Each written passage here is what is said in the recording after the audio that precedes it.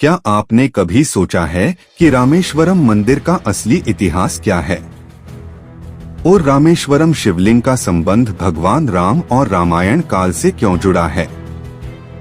उस मंदिर की हर दीवार, हर कोने में कौन सा ऐसा रहस्य छिपा है जो सदियों से अनसुलझा है?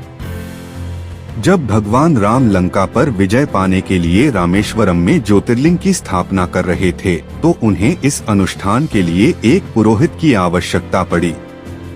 लेकिन सवाल यह है कि उन्होंने अपने शत्रु रावण को ही इस अनुष्ठान के लिए क्यों बुलाया? क्या यह सत्य है या सिर्फ एक कहानी? इसके साथ ही रामेश्वरम में राम ने एक ही शिवलिंग की स्थापना की थी, लेकिन आज मंदिर में 2 शिवलिंग हैं, तो दूसरी शिवलिंग कहां से आई और इसे कौन लाया? और रामेश्वरम का सबसे बड़ा रहस्य है राम सेतु। जब अमेरिकी अंतरिक्ष एजेंसी नासा ने सैटेलाइट से राम सेतु की तस्वीरें ली, तो जो खुलासा हुआ उसने पूरी दुनिया को हैरान कर दिया। क्या यह मानव निर्मित पुल है या प्राकृतिक? यह आज तक सबसे बड़ा रहस्य बना हुआ है।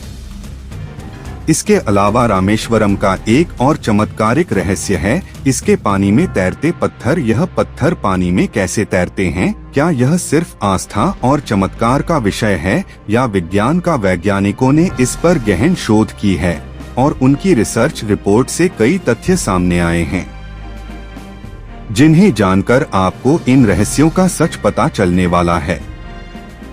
आखिर इस मंदिर को किसने बनाया और यह कितने हजार साल पुराना हो सकता है?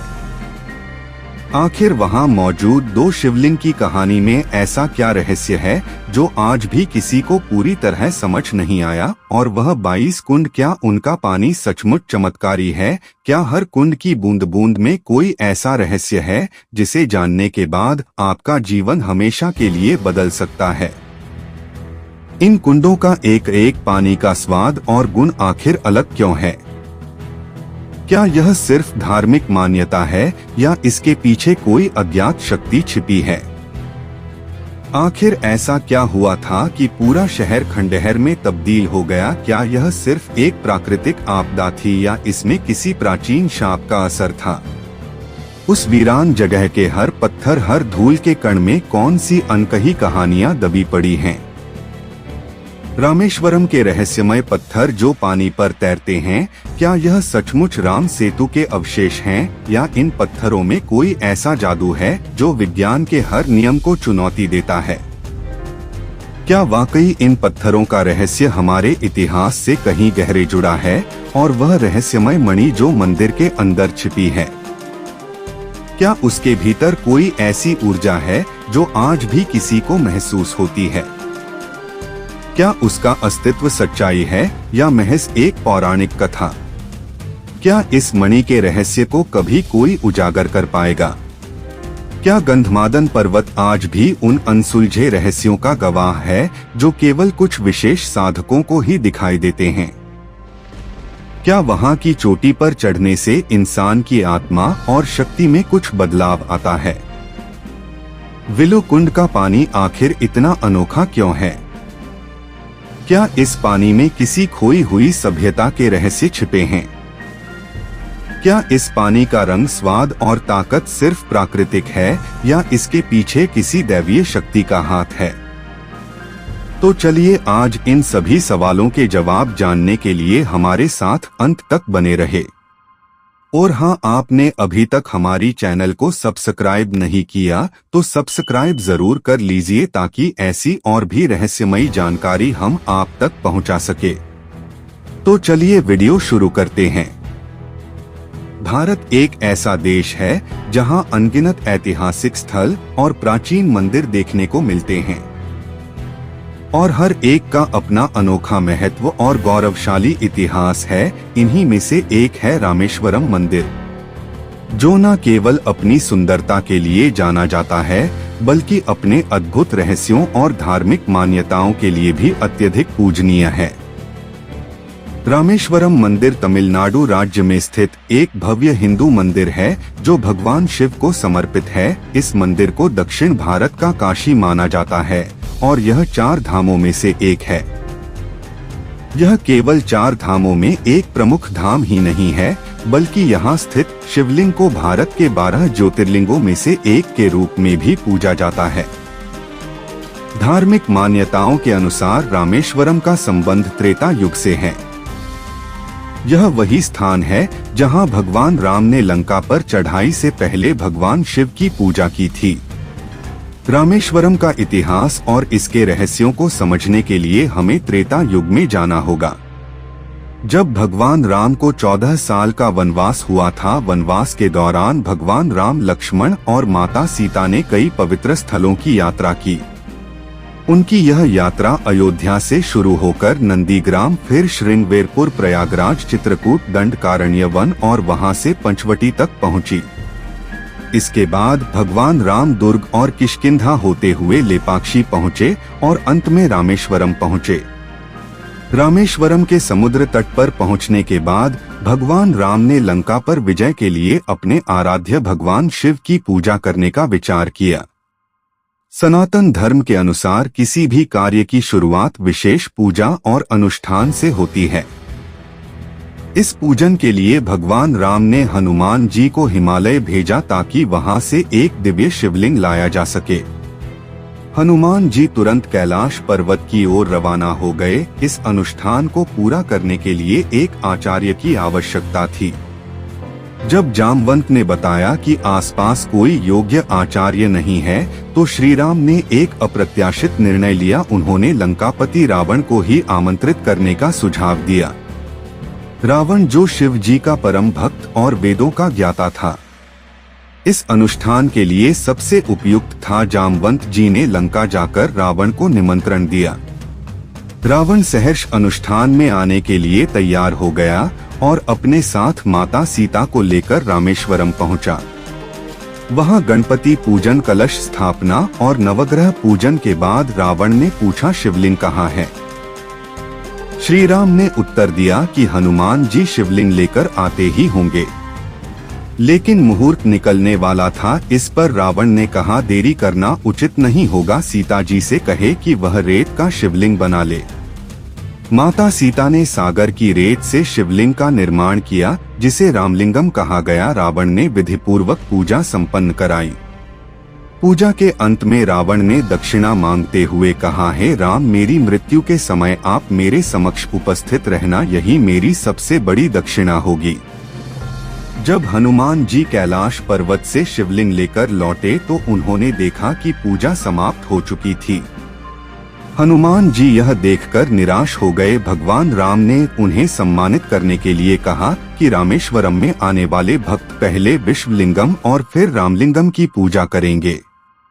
यह परंपरा आज भी जारी है। इस प्रकार रामेश्वरम ज्योतिर्लिंग की स्थापना में रावण ने एक पुरोहित की भूमिका निभाई। यह कथा तमिल भाषा में महर्षि कंबन द्वारा लिखित रामावतार में वर्णित है। हालांकि यह वाल्मीकि रामायण या रामचरितमानस में उल्लेखित नहीं है। भगवान शिव की पूजा संपन्न होने के बाद भगवान राम को अब रावण के चंगुल से माता सीता को छुड़ाने के लिए लंका जाना था। लेकिन समस्या यह थी कि लंका तक पहुंचने के लिए विशाल समुद्र को पार करना था। राम की वानर सेना इतनी बड़ी थी कि उसे समुद्र के पार ले जाना असंभव लग रहा था। भगवान राम ने 3 दिनों तक समुद्र देवता से प्रार्थना की कि वे मार्ग प्रदान करें, लेकिन समुद्र शांत नहीं हुआ। तब भगवान राम क्रोधित हो उठे। उन्होंने अपने धनुष पर अग्नि बाण चढ़ा लिया और समुद्र को सुखाने का संकल्प ले लिया। समुद्र देवता भयभीत होकर प्रकट हुए और भगवान राम से क्षमा मांगते हुए बोले, हे प्रभु, मैं अमर और अटल हूँ, मुझे सुखाया नहीं जा सकता, लेकिन आपकी सेना के लिए मैं मार्ग प्रदान करूँगा। आपके वानर पुल बनाकर इसे पार कर सकते हैं। समुद्र देवता ने यह भी बताया कि राम की सेना में मौजूद नल और नील इस कार्य में सक्षम है। नल और नील वानर सेना के अद्वितीय योद्धा थे और उनके पिता स्वयं देवताओं के दिव्य शिल्पकार विश्वकर्मा थे। एक पौराणिक कथा के अनुसार नल और नील को बचपन में एक श्राप मिला था। श्राप यह था कि वे जो भी वस्तु पानी में फेंके वह कभी डूबेगी नहीं। इस अद्भुत शक्ति ने राम की सेना के लिए समुद्र पर पुल निर्माण को संभव बना दिया। जब भगवान राम ने यह जाना तो उन्होंने नल और नील को समुद्र पर पुल बनाने का कार्य सौंपा। वानरों की अथक मेहनत और नल नील की कुशलता से यह अद्भुत पुल मात्र 5 दिनों में बनकर तैयार हो गया। यह पुल रामेश्वरम से लंका तक 48 किलोमीटर लंबा था। यह दिव्य कथा रामायण के युद्ध कांड में वर्णित है और राम सेतु की महिमा को प्रमाणित करती है। आखिर हम सबके मन में यह सवाल जरूर उठता है, क्या राम सेतु सच में भगवान राम की वानर सेना ने बनाया था या यह एक प्राकृतिक रचना है? आज हम विज्ञान इतिहासकारों और वैश्विक संस्थानों द्वारा किए गए शोध पर नजर डालेंगे जिन्होंने इस रहस्य को सुलझाने की कोशिश की। राम सेतु तमिलनाडु के पंबन द्वीप और श्रीलंका के मन्नार द्वीप के बीच बना एक चूना पत्थर का पुल है, जिसकी लंबाई करीब 48 किलोमीटर है। वाल्मीकि रामायण के युद्ध कांड के 22वें सर्ग में राम सेतु निर्माण का विस्तार से वर्णन मिलता है। श्री राम ने नल के नेतृत्व में वानर सेना को समुद्र पर पुल बनाने का आदेश दिया। नल और नील की अगुवाई में वानर सेना ने केवल 5 दिनों में 100 योजन का पुल तैयार कर दिया, जो लंका के सुबल पर्वत तक पहुंचा। इसी पुल से होकर श्री राम ने अपनी सेना के साथ लंका पहुंचकर रावण का वध किया और विजय पाई। तुलसीदास जी ने भी रामचरितमानस के लंका कांड में इस अद्भुत सेतु निर्माण का वर्णन किया है। अति उत्गिरी पादप लील हिन लहिन उठाए आनी देही नल नील रचते सेतु बनाए। यानी वानर और भालू ऊंचे ऊंचे पर्वतों और पेड़ों को उखाड़ कर लाते और नल नील को देते, जो उन्हें यह वर्णन केवल रामायण तक सीमित नहीं है। स्कंद पुराण, विष्णु पुराण, अग्नि पुराण, ब्रह्मा पुराण और कालिदास की रघुवंश में भी राम सेतु या नल सेतु का जिक्र मिलता है। राम सेतु, जिसे एडम्स ब्रिज भी कहा जाता है, इतिहास और मान्यताओं से जुड़ी एक महत्वपूर्ण कड़ी है। इस्लामिक परंपराओं में जब हजरत आदम को स्वर्ग से निष्कासित किया गया तो यह माना जाता है कि उन्होंने श्रीलंका के आदम की चोटी पर कदम रखा। प्राचीन स्रोतों के अनुसार श्रीलंका से भारत जाने के लिए उन्होंने एक पुल का उपयोग किया, जिसे बाद में एडम ब्रिज के नाम से जाना गया। पश्चिमी जगत ने पहली बार 9वीं शताब्दी में इब्न खुरादेबे की पुस्तक रोड्स एंड स्टेट्स में इसका उल्लेख किया। इसमें इसे सेट बंधाई या ब्रिज ऑफ द सी कहा गया। 2002 में नासा ने सैटेलाइट से ली गई कुछ तस्वीरें जारी की, जिनमें राम सेतु की आकृति स्पष्ट रूप से दिखाई दी। इन तस्वीरों ने दुनिया भर में तहलका मचा दिया। भारत में इन्हें रामायण में वर्णित राम सेतु के प्रमाण के रूप में देखा गया, लेकिन कुछ सालों बाद नासा ने इन दावों से खुद को अलग कर लिया। नासा के प्रवक्ता मार्क हेस ने कहा, अंतरिक्ष से ली गई तस्वीरें किसी संरचना की उत्पत्ति या उसकी आयु को साबित नहीं कर सकती। यह तय करना असंभव है कि इस संरचनाओं का निर्माण मानव ने किया है या यह प्रकृति का अद्भुत कार्य है। नासा का कहना था कि इन तस्वीरों का गलत राजनीतिक उपयोग किया गया, बावजूद इसके राम सेतु का रहस्य आज भी गहराई में छिपा हुआ है। 15वीं शताब्दी तक राम सेतु समुद्र तल से ऊपर था और लोग इसे पैदल पार कर सकते थे। उस समय तक समुद्री तूफानों ने इस क्षेत्र को गहराई नहीं दी थी, लेकिन 1480 में आए एक भयंकर चक्रवात ने इस सेतु को बुरी तरह क्षतिग्रस्त कर दिया और तब से यह समुद्र में डूब गया। 2017 में एक अमेरिकी चैनल ने अपने एक टीवी शो में राम सेतु के बारे में चौंकाने वाला दावा किया। चैनल ने कहा कि वैज्ञानिक जांच से यह संकेत मिलते हैं कि भगवान राम द्वारा श्रीलंका तक पुल बनाने की पौराणिक कथा सच हो सकती है।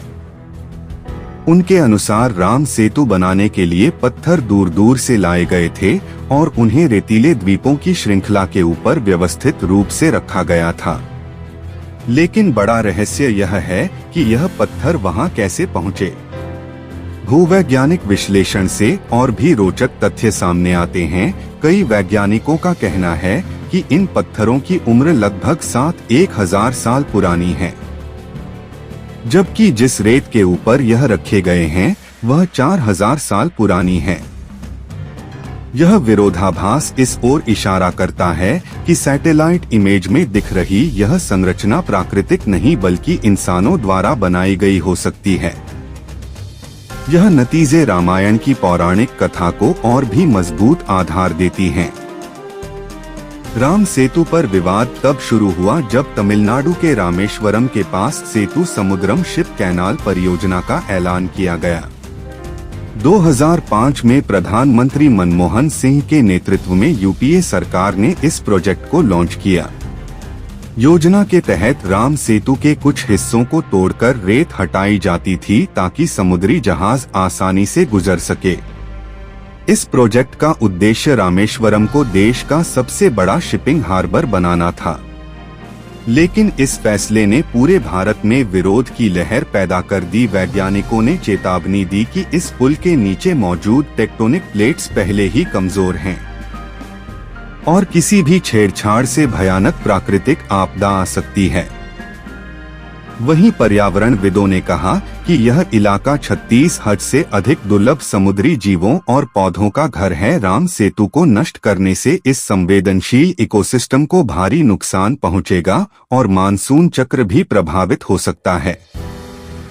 इसके अलावा भाजपा और हिंदू संगठनों ने इस परियोजना को आस्था पर चोट बताते हुए विरोध किया और राम सेतु को राष्ट्रीय स्मारक घोषित करने की मांग की।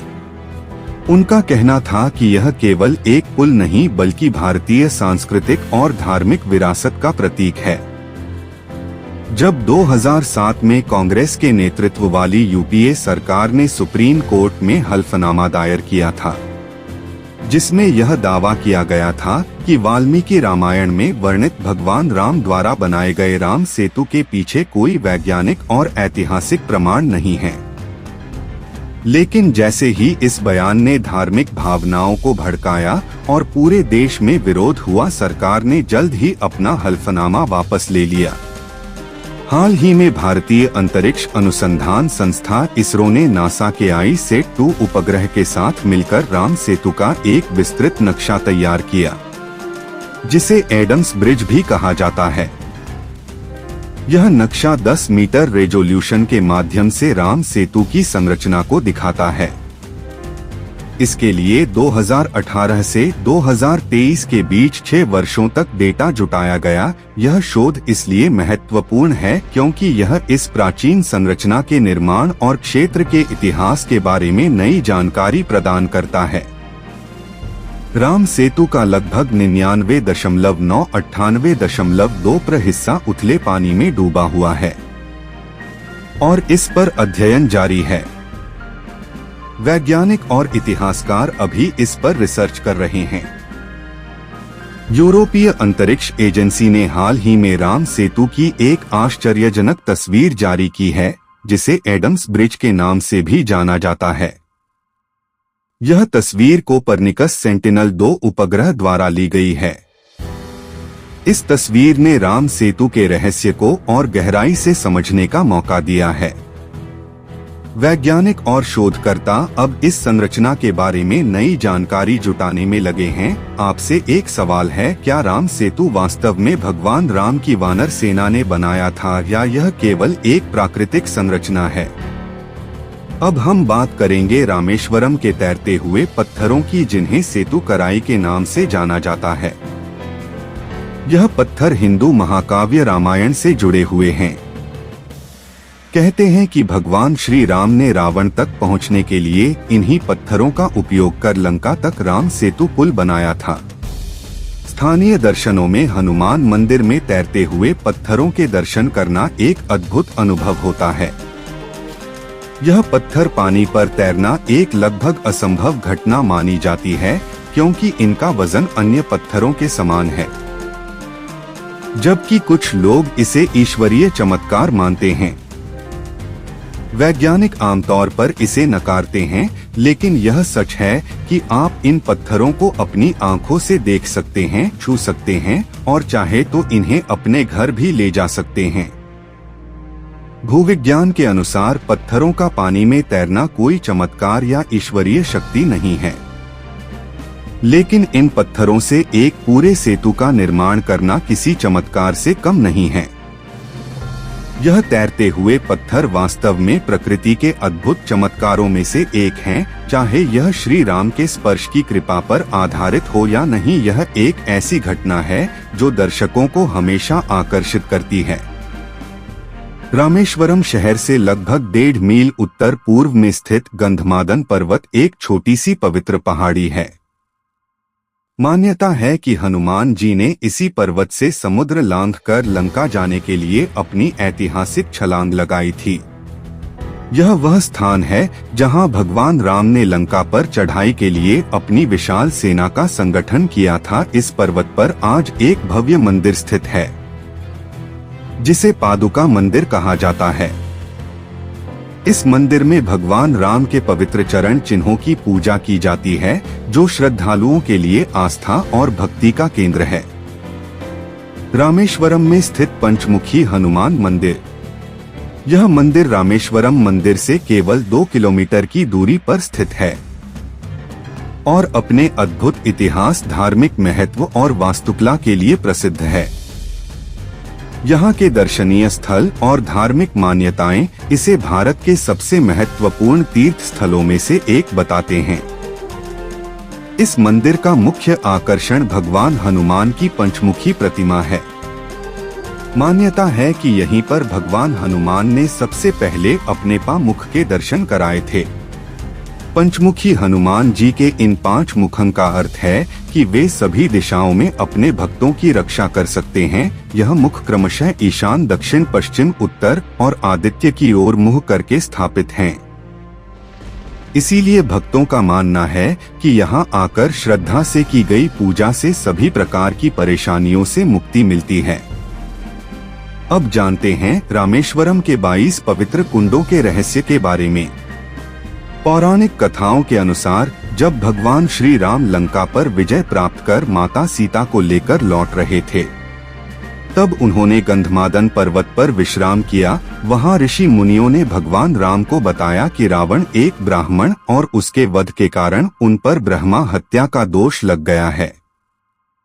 इस दोष से मुक्ति पाने के लिए भगवान शिव की पूजा करने का सुझाव दिया गया। भगवान राम ने अग्नि तीर्थम में समुद्र के खारे पानी में स्नान करके भगवान शिव की पूजा की और ब्रह्मा हत्या के दोष से मुक्त हुए। माना जाता है कि यहाँ स्नान करने से भक्तों के सभी पाप मिट जाते हैं और ऐसा माना जाता है कि भगवान राम ने अपने बाणों से रामेश्वरम मंदिर परिसर में बने इन 22 कुंडों का निर्माण किया। इन कुंडों को तीर्थम कहा जाता है और इन्हें भगवान राम के 22 बाणों का प्रतीक माना जाता है। इन कुंडों का जल भी एक रहस्य है। समुद्र के किनारे खारे पानी के बीच यह कुंड मीठे पानी से भरे होते हैं। वैज्ञानिकों के अनुसार इस जल से स्नान करने से कई शारीरिक बीमारियां ठीक हो सकती हैं। वर्तमान में 24 कुंडों में से 22 कुंडों का पानी उपलब्ध है। स्कंद पुराण के अनुसार इन तीर्थ कुंडों में स्नान करना रामेश्वरम की तीर्थ यात्रा का एक महत्वपूर्ण हिस्सा है और इसे तपस्या के समान पुण्यदायी माना जाता है। यह आज भी श्रद्धालुओं के लिए एक अद्भुत आस्था और रहस्य का केंद्र बना हुआ है। रामेश्वरम मंदिर के अंदर एक विशेष चमत्कारी मणि का रहस्य छिपा हुआ है। बहुत से लोगों को इस मणि के बारे में पता नहीं होता है। यह मणि वास्तव में बहुत ही खास है और इसके दर्शन केवल कुछ ही भाग्यशाली भक्तों को होता है। इस मणि को देखने के लिए आपको सुबह 4 बजे से 5 बजे के बीच मंदिर के गर्भगृह में पहुंचना होगा। कहा जाता है कि यह मणि शेषनाग की है, जिस पर भगवान विष्णु विराजमान है।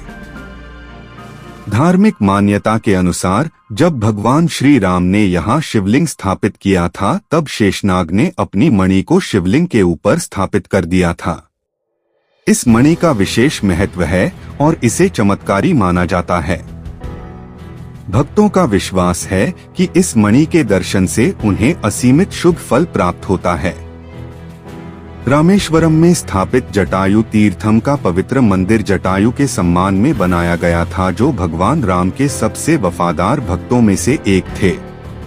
उन्होंने माता सीता को रावण से बचाने के लिए अपने प्राणों की आहुति दी। उनकी कुर्बानी को हमेशा याद किया जाता है और आज भी उन्हें देवता के रूप में पूजा जाता है। जब जटायु की मृत्यु हुई तो भगवान श्री राम और लक्ष्मण ने उन्हें जमीन में दफनाया। जहां उन्हें दफनाया गया था वहां जटायु मंदिर बनाया गया है। इस मंदिर के अंदर यज्ञों से प्राप्त होने वाली पवित्र भस्म है, जिसे चमत्कारी माना जाता है। जटायु के सम्मान में केरल में भी एक विशाल मूर्ति का निर्माण किया गया है, जो दुनिया की सबसे बड़ी पक्षी की मूर्ति मानी जाती है। यह अद्भुत मूर्ति केरल राज्य के चक्कतला गांव में स्थित जटायु अर्थ सेंटर नेचर पार्क में है, जिसे स्टील और कंक्रीट से बनाया गया है। रामेश्वरम और उसका सेतु तो बेहद प्राचीन है, लेकिन रामनाथ मंदिर उतना पुराना नहीं है। दक्षिण भारत के कई मंदिर लगभग 1,500-2,000 साल पुराने हैं, लेकिन रामनाथ मंदिर का निर्माण मात्र 800 साल पहले शुरू हुआ। इस भव्य मंदिर के निर्माण में सबसे बड़ी चुनौती थी पत्थरों की व्यवस्था। रामेश्वरम के आसपास कोई बड़ा पहाड़ नहीं है जहां से पत्थर लाए जा सकते थे। गंधमादन पर्वत, जो वास्तव में एक छोटा सा टीला है, वहां से इतने विशाल मंदिर के लिए पत्थर उपलब्ध नहीं हो सकते थे। रामेश्वरम मंदिर में उपयोग किए गए लाखों टन पत्थर नावों में लादकर दूर दूर से लाए गए। रामनाथ मंदिर की सबसे अनोखी विशेषता है इसका गलियारा। यह विश्व का सबसे लंबा गलियारा है, जो अपनी भव्यता और वास्तुकला के लिए प्रसिद्ध है। मंदिर के ताम्रपट के अनुसार 1173 ईस्वी में श्रीलंका के राजा पराक्रमबा ने गर्भगृह का निर्माण करवाया। 17वीं शताब्दी में रामेश्वरम मंदिर का वर्तमान डिजाइन तैयार किया गया। राजा की झावन सेतुपति ने इस मंदिर के निर्माण का आदेश दिया और सेतुपति साम्राज्य और जाफना के राजा ने भी इसके निर्माण में योगदान दिया। यह भव्य मंदिर कई व्यक्तियों और राजाओं के योगदान का नतीजा है, लेकिन इसकी अधिकांश वास्तुकला सेतुपति राजाओं द्वारा निर्मित मानी जाती है।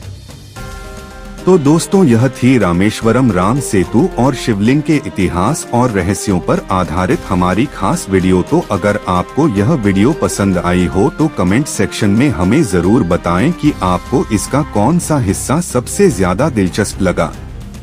और हाँ, चैनल को सब्सक्राइब करें और बेल आइकॉन दबाना ना भूलें, ताकि हमारी हर नई और विशेष वीडियो आप तक सबसे पहले पहुंच सके। हम जल्द ही मिलेंगे एक और दिलचस्प विषय के साथ। तब तक के लिए धन्यवाद। जय हिंद, जय भारत।